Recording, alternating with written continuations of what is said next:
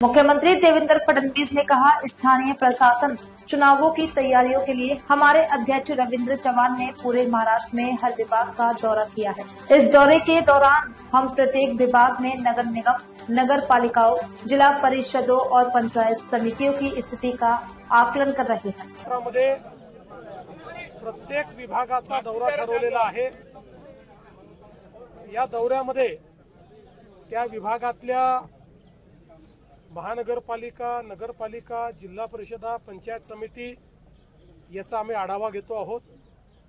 आज पश्चिम महाराष्ट्राचा आढावा पुण्यामध्ये आम्ही घेतलाय। आता इथनं गेल्यानंतर कोकण विभागाचा आमचा आढावा मुंबईमध्ये आहे। या आढाव्यामध्ये मागच्या निवडणुकीत काय परिस्थिती होती, आता काय परिस्थिती आहे